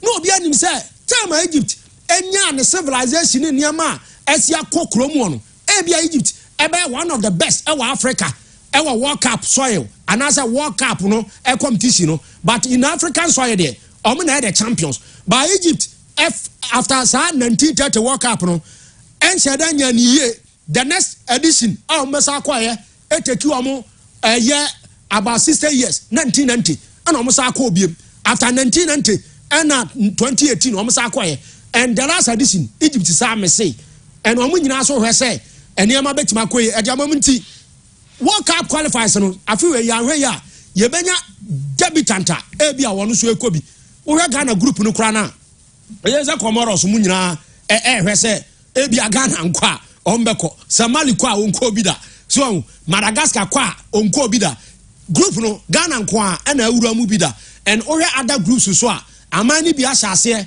me mo so South Africa for make sure say omo ma Nigeria for kwan emo mu nwura mu World Cup the last time South Africa ekọ World Cup time omo host ye sabra na Ghana and Africa enya the most countries FIFA World Cup 6 na bi nsida na Ghana Africa ye benya World Cup numbers first time was 82 omo ma 2 slot 86 2 slot for Mexico and 1990 ye ma 2 slot 94 no omo de ekọ miensa ema Cameroon Nigeria Morocco appear and ye benya the 5th slot no in the year 2002 first countries omo wura mu abra ye 5 countries kono eba be ye Cameroon Nigeria Senegal Tunisia and then South Africa omo first time omo call World Cup no and omo call ye no eniama 98 now omo first time call 2002 omo nya omo second time no omo nya biem until say omo ye host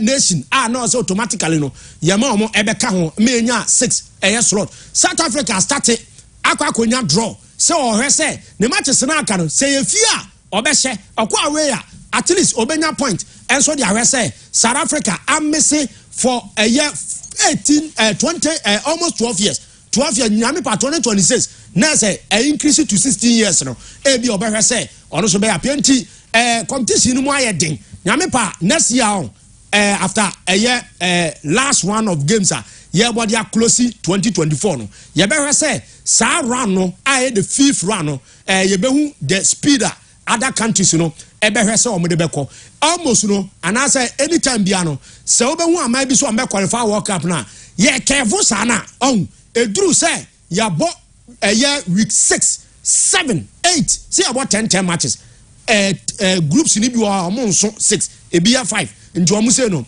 omu benya be 8 games ba wo hwe how ye be cross sa week 7 8 na ehon ye di hu Ghana first World Cup ehon ye di nya ye breakthrough ye cross na after beating Burkina ye kwansi the first goal ana Matthew Amu ache ana do test enya match bo bi di wuram Stephen Apia e make sure say sa ball no obesi hallelujah abo penalty no e di atum ye wie ye na ana ye say ya nhye South Africa ye ntimi nko and ye wie na ekonya Kevin eso humiliating 4-0 no e de to aso a ye nya ye qualification enti anwe said this time see ye cross here Cameroon Ghana the likes of Nigeria and South Africa Egypt Morocco Algeria and other countries omakwa World Cup ni bi that say Tunisia no e be hwe say omo betimi awuram na omo betimi akwa sam na die say ya na be nkoto na be memna kese na ba ye crosses week 6 7 8 na eni ehu de oye challenge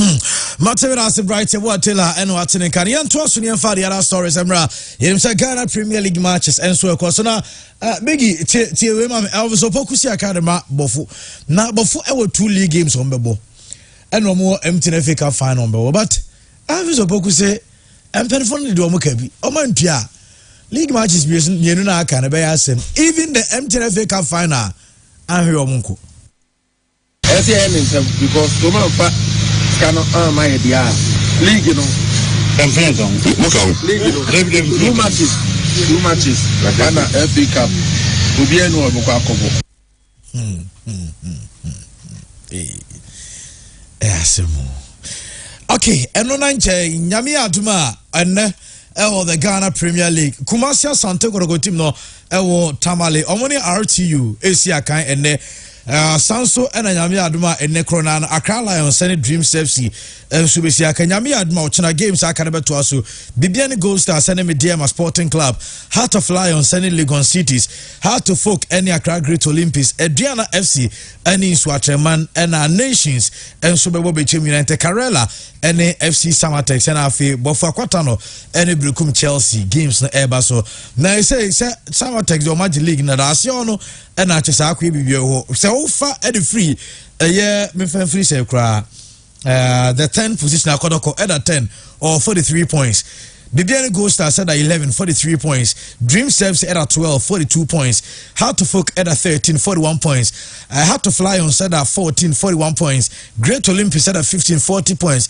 Karela at 16, 40 points. Bofakatono at 17, 33 points. And RTU at 18, 31 points. Sir Christian, only a biggie. Yeah, hey. Na baby I didn't say AC but for the na and the rules here, the integrity of the league is compromised. And some are supposed to R2 baby. Obi a come dinner. Every means be odibidi be obefaso. Intiaka how many matches near we season? Two. But for relegation, right? On info neighbor. Before everybody at your Brekum Chelsea. Nti Brekum Chelsea ekuhun bofo. I come deno. Ohia win emfanya hwe. Emma Brekum Emma bofo for 10,000 Ghana cedis for a match. Wa ngabere. Before relegation. Ohia results emfanya hwe. Come deno. Ubiaba was a game now bono wo unfanya mfanya hwe me ma 20,000 for a game je mame show na je 20,000 for didi Andy obi okomde ni biaba jiska no and we can we na some of us yes league na ye bona 18 teams no e doso dodo the fewer the merrier kakra bi ni atimi abo ho bra. Now we are even thinking say Ghana and Africa and pay in 4 slot to the Meboa. Yeah. The danger here is that we may get the 4 slot, but when you 4 teams about qualifier, omun team in Coba Africa no. Aka 2 games here we Ghana Premier League no, but for so team 2 games no. What if in the event say before Ekwaji FA Cup na can the same before go to Africa? Ghana Football Association samutia league na 18 teams you know. Bebrebe I hope one swing. Say omubo Ghana Premier League. Say teams na oboni bofo abawie no. Bofo were very competitive against them. Teams na oboni bofo ebebo no may have an advantage. Every crowd bofo may not play a compromise game. But state now woman but for any motivated as they were at the beginning of the season. Tebasana the obesha bafu bia no any advantage the already ball first run earlier of the season no any advantage ni bi. And me so the make an tiasia pa.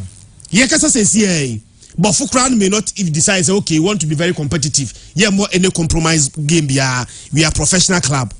Yajatum but baby abofu gina no there's no motivation sikani ho e come the boys no wa oni ni bobia no because of their state no but wa oni ni bofu bobia no who advantage yesterday season no na bofu are very motivated ti do oni bofu boy e bia match the 17 match the 16 match the 18 omu nyina ebofu a na oye a tougher opponent than bofu oni ni bone. 2 results against Bofo Nyame Admadi last 2 matches now. Onya sa results no on a silver platter. Ama onya results bia undeserve senka unya. The integrity of the game is always compromised and in your first time in you. Are to the Rukai? Be right there what I say. Ebeka be 5 games to the season no. Andy. Wow, ni R2 Bobiano, Selua, and consistently Ghana Football Association keep watching this and let it go. And to us, Senke League, you know, 10 teams in the Ghana Premier League now. As we speak now, 18 out. Ubo Liga financially intensive, capital intensive. onya na league na wo no eno ankasa sika nim to the point say eno ankasa betimi abo league na wo ho bra senka Premier League no qualifier am about 100 million pounds 100 million pounds no Andy say what nya sponsorship boy bia akura meka ho a eno kwa enough so betimi abo season na wi ba wo bo league no sika nim sika de be ma no entimo mo 5 matches eti ese unya baby financial baby on ma push you wa unya ready for that no ntimu se teams bia qualify bobo Ghana Premier no mu jubilate a na me bi se omu munim the problem ma ba betom munim how ma ba betom the teams na e division 1 na o ma qualify to the Premier League na o mu jubilate no jubilate but the reality will hit you say you are coming to play a league this okoto fie japade not me sustain sa club no ebedu stage bi no sa teams na aba back into the Premier League no mu jubilate no will be the same team crying. Ghana Premier League no Andy at worst case scenario should be 14 teams league. Be bring qualify. Be bring niska. Or qualify no bobo league ni we are. Or baba be ha league no the integrity of the league baba be ha no. 14 team the league na senka 4 nim. 4 nim abofun ko ma bi. I2 ma bi. While we are prepared to play the Ghana Premier League, you will be in to play the league. Tietie but for the man for I said, but why would you know? But football now all bono, league now bono, maseno. And Ghana Premier League next season, obesa to us why they even think somebody called 20 league. Abra a mindful for Elgion, France at the league in so. Now they have 18. France net 20. What is from 18 20 to 18? Ebesi ne Germany able 18 teams league anamiwa Germany yesika no France yesika no able 18 teams Germany able 18 teams what Ghana has say able 18 teams league say be kwa button Scotland and Switzerland they say be button maminche we kakra encha kakra na afi enye ni sorry Andy but for quarter no issue ne there anya nene dey dikan na anya nene dey betwa Brekum Chelsea in here we save na baby odan dey so Brekum Chelsea is on to say yeah we save to 7 baby ba mo pego ki am obi no asem no ti o so ya asem from sir I go kin chat na amankona was 16 Mukwala was 14 Hamza Isa was 13 hey every weekend we know be achum na bono nchemfa ne sa say bono hey boy team ba ko no mo ne wasem okay and o maka to what ado mbenya no mbeka mia no o mo mi ne papa league ne abon say o mo ne mu ado Andy but with all seriousness but for kata no issue no the man here na yesere ne say football na yebono we expect it to be competitive but in 24 wakasa be so chiro yere yam koma na o chene dwamamo these players are players o me breadwinners o and the mete senye bia nsem twoni na me ye and I mean the kind of struggle some of these players go through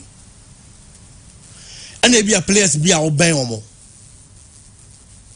there's one former Kotoko player and ne Obo Ghana Premier League ni bi enye Kotoko na obo biem last time we won man of frame so akwa akra akoya ade na akwa akra nti ope 50 Ghana cedis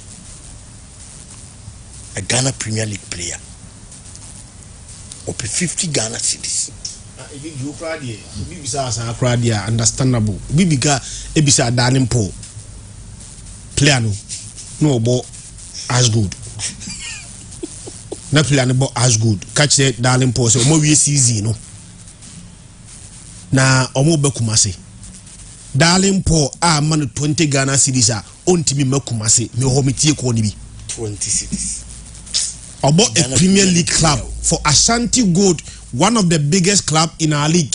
20 Ghana cedis inti player no darling Paul say player na Erika Chene say man nka e mo kakra na wato agufie na woni nkra na bedi no o ma na obeshoto o mo place to mo yesi ni o mo di fa o sembe kure so Andy and the player na te wono mo a na so kwan bi obefa so no de anya sika se player na befa so because o ma command the player no chene kwan bone these players will have to go to training and opani enwumre okoye training ba wi ade be na omra medi na nsa na match date or the akwako gina ma bo match about administrators a bre players a bre just because the people would have to put in place the right structures say be ya football be yin enye ready to be ya saade no omo to Ghana Football Association or oto wa no aka cho say hadis kani hew nti yire ho bone yenton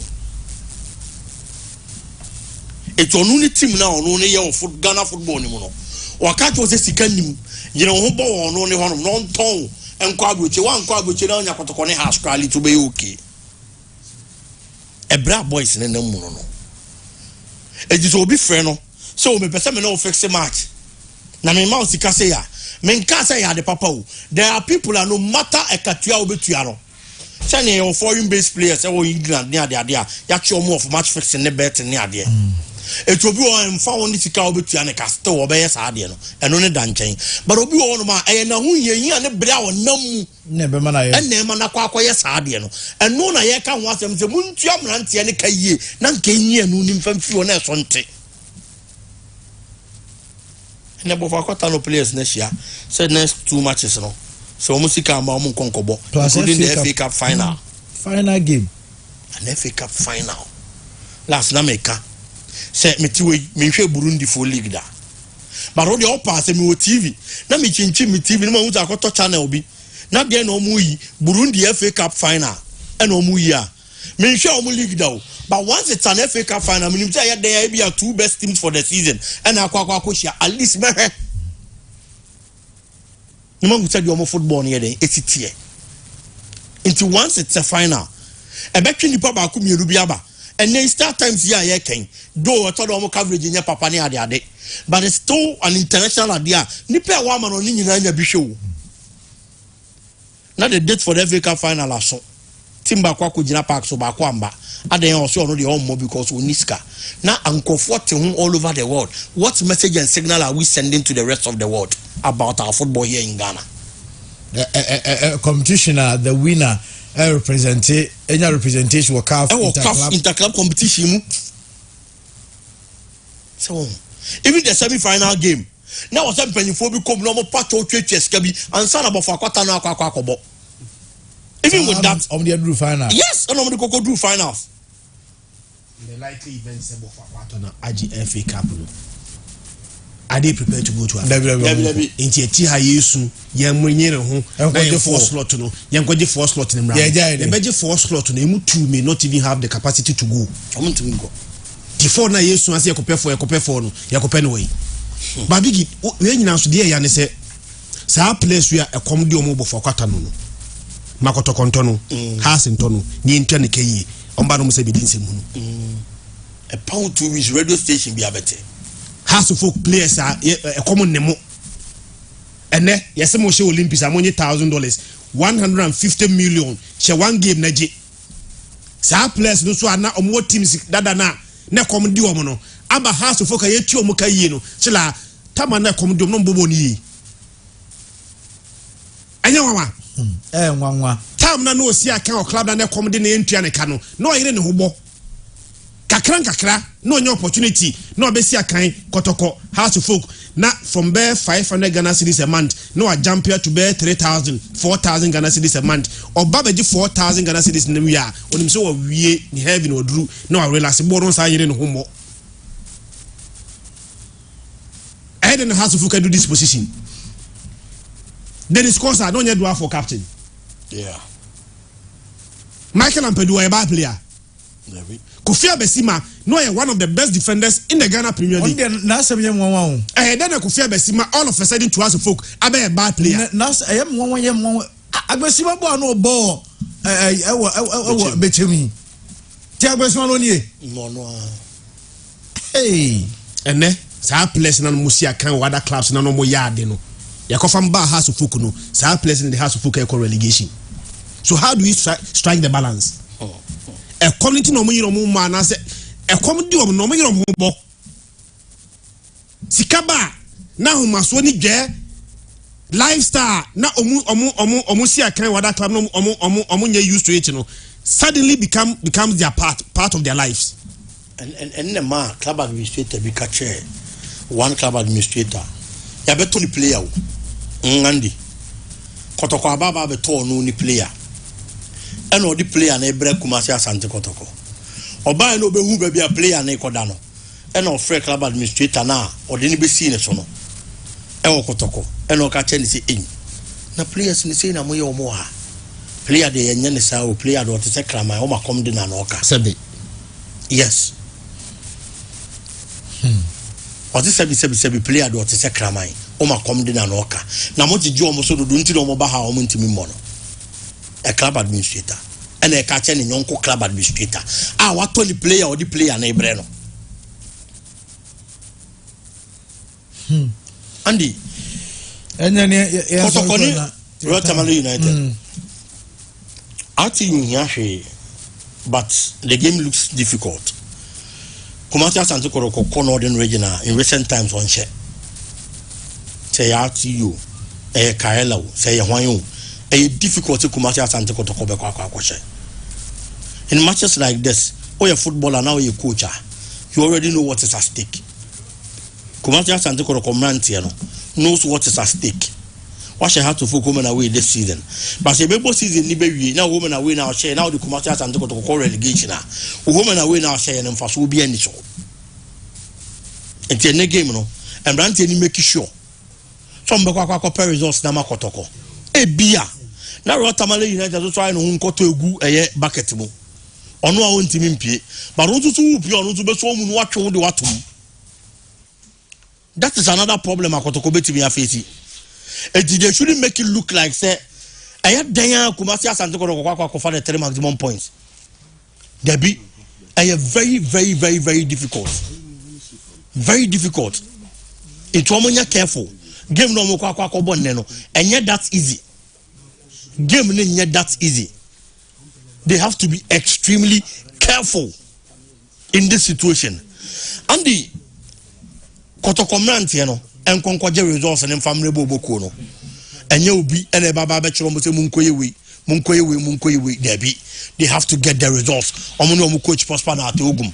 By whatever means. Also your supporter the obetimi aye dia boabo boko ni bia no. Now so why na results akotoko be hia. Se be boa mo matimi aka league no mo so inside timi aka sa results ne. Until you demotivated. Kumasi Asante Kotoko should be motivated enough to get the 3 maximum points. And then and the Heart of Folk and the Great Olympics. The difference between Kotoko ne RTU game no and a house the Olympics no and say Kotoko the the RTU call relegation and only Kumasi Asante Kotoko bebo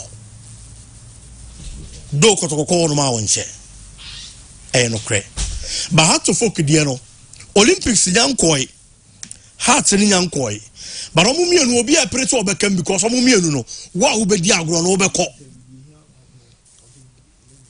eno and my game is difficult.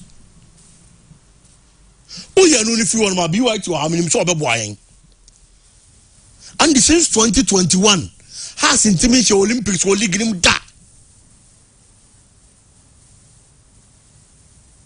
Since 2021, Sanya Dra Olibese. Within this period, a Mubako Olympics has sent home and away. Or 1-0 bako, and 3-0 bako. This season, Omo Dinka Yabako Dada, Omo ball draw. It's a Denny set tradition net to us. And no, any swam in Misru and my Heart of Folk. Obeka Saturday did a Unsromo Olympics. Means Romo Olympics because or no natural has intimidation, or no the authority with Misha has for the past 3 years. Okay. Heart of Folk Mantiano. Sikana Abani should be a motivation enough for them to be able to do the job. ye ne oka yitua oka kama wakatua ba on point enso ani say dem uye no ni free ho no wi a ya san so promise one extra money session e bra beje kroma no mten ka ba ti say ye promise dollars and ye Black Stars o Ghana na yete no obeti say bobo ko bi ko bobo na ye promise dollars na ye Black Stars but then they had to fuck because of their condition situation of wom e o league log this no they are promising dollars. It is all you had to fuck player aside say what Juma and it's all bobo ko no aboni ye amade bobo ko ni here bi omo nza timi aka no yes so em ma obibi e be motivate to am timi abo homoden enti umpegwe na de be bi ob na ope e man tell nyiro mo ho no mo nje results no intimi nkonkotro mfa to history books nim say brebi by a had to fuck relegation na house relegation now okoye no na ye player semesi na they had to fuck relegation intimi nkonkotro sa history ba sa na history for no the players na nyiro mo ho na kwan bi o mefa so o meje results bi o mo nje results no but until say house be yire no ho no obeje no as it stands now there per the in the past 3 years and the Olympics now what the advantage. It is a double chance for Olympics. Double chance for Accra Great Olympics. Stella,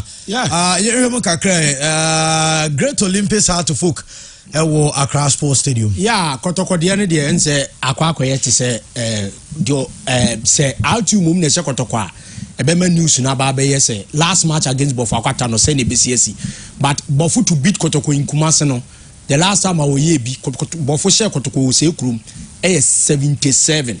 Enti we hutie no say Bofu bet my bibia ba ade ba ko man ye hu ni say out you for no susu say also am so dey Kotoko to shape bi because has so abo mo twice beating us for one crowd in Accra Sports Stadium. It is a bragging right ne be call the ama Kotoko this year almost the Kotoko betu ba bia ma last match na ye hu and out you last time we lose to Kotoko 4th April 2010 Northern region. But the whole match the Kotoko in 2013-14 season in Obuasi ni abane out you and a Kotoko be show mo Obuasi but say out you not from Kwan there the last time a Kotoko share no ye Eduardo Fum's 11th minute goal year 2010 league season Sabra na Johnson Smith abe take over from Parkwesi Fabian na Kotoko asake Parkwesi Fabian the first match o she Liberty and I was abaye and Okoko share out you ewo tamale so nyame pa ye say sa match referee Awa Mohammed ene di ye Eduardo Fum first half enya asa go no and Kotoko enya win 7 and out you for fie and 2 walkovers back ye 1992 out you no Kotoko ye the points in ma Kotoko and 2005 so ye the points in ma Kumasi Asante Kotoko after say 79 minutes supporters see back say referee Jeffrey Amamu pana foul awaje edi ama Kotoko no monte ase omtoto bo ma that time Mr. Kwabna kesi mu nyina pe ba bi di omuti afa edwane delete Alaji Njemu ewo Tamale Sports Stadium na nya ewo Kaladan na nya asem kuto akura but ade ba akuso ehuni se last but one matches bia atu ni Kotoko abono except 2005 and day 20 na aka one match near we season na ye the points na ma Kotoko no ni nyina atu ehye Kotoko typical example is 1997 Shila Alasa and Abasi Drusumu ehye Kotoko 3-1 ewo Tamale and na aka match ya omubo wi a penultimate fixture na say last game ni apon and omu enya Kotoko win ewo ho 2002 omu she Kotoko 1-0 so we no ema ne ye hu kakra and Olympics Kotoko has 101 league matches since 1956 has 54 Olympics has 24 difference no 30 wins has enya over Olympics and 23 drawn games but adeba kwa hu ni say Olympics last 7 league matches against us since I covered the buyer na has aso mo 4-0 ama ye chanketi league no has of folk agbo draw makuma komiensa oma defeated 4 only as has 4 and oma draw 3 edin say Olympics etimi has etimi share Great Olympics in a league game since year 2020-21 league season e bana eno na ma ade ne hu ba ade ba akoso ne say since year 1980 esim prensia Olympics ere a one has Asia so wantimi anhye has of folk a obewe ni nyina nya do Olympics atuma hye has Andy say Olympics airy ohia point badly from us na say omude match na eba so din for only to beat us of has a ground so back ogina so pa but Olympics betimi alusu ba wonwe wa lusu bi abra wo we 1980 Olympics versus us na ya din for Olympics has sa kan 1991 similar thing happened and Kotoko NH Olympics points e wo se krum 2008 has a Olympics Olivier esa relegation 2015 similar happened Olympics away 2017 same thing so Olympics area except 2004 that time na Olympics has owie kura na other matches in the but yes the Olympics was away and since 63 no team in Ghana and on 9th June watch has in a league match adding to beat phobia same month no date no fallen 9th June 63 almost Vipers 3-1 2002 almost R2 4-0 2004 almost Power FC 3-2 2017 almost Borga All Stars 4-0 Ewa Accra Sports Stadium say date ni 9th June to send Nyame Power China no team in Ghana and I stop phobia so yeah has or very onry Nyame adom no Olympics Esha Hasa last game against a year Bechem United this year na yekoye program no and I just say Sunday no you said I special edition near we say house of folk of all Andy so Olympics can has two judge na e be dey amaphobia Made be asepa bright ebo Taylor enso na waten nka no na a happy birthday kwadiama osei wayo say wo France na say ugushia ship dealer ene chamu ewo Paris na ene your birthday from Amakom guys ni nyina bombom no mo say yen wish you a happy birthday nti o say have a wonderful one o say why you and say we a new burger in town happy birthday to you bro nyakopo enka ho pa sounds so and run Memphis Bleak kwadwa du say nan ra kwadwa du say birthday Memphis Bleak is a Memphis so Canadian burger ti yan wish Memphis so a happy birthday Memphis Bleak no bogo enka ho na bibia enso enye kama na happy birthday to Amansie wo okay happy birthday to Amansie of London from Nana Bafo of NBN Company and I say young wish Amansie of London a happy birthday and so into me emfa emano well eno city Frank Brober Jr. I sure say monitor show no Frank Brober Jr.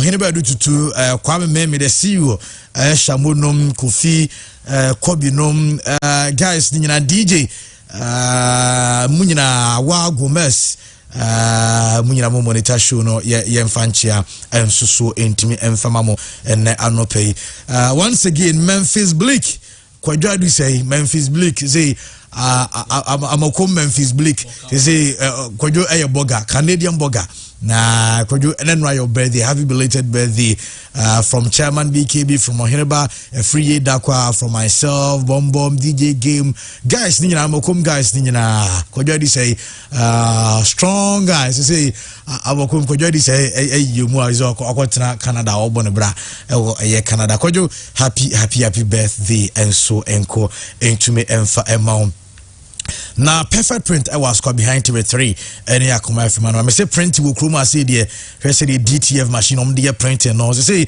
a year t-shirts program year t-shirts printing their invitation cards be a perfect print and I was so the corner omo a printing in kama and sweet me edema and I'm more pen national team jerseys no so nyame admire support Black Stars ni nyina mo fa mo nche sports center yes sports center na chese monko monitor bibia kama enfan free say hey tina kama yabo washemu me nim so de majare and as just me am for the majare but tell found the brand and then radio fan tina send the idea na me refi tina opoku afra yeah tina opoku afra mamenchiano is what also support to Chelsea no so that's all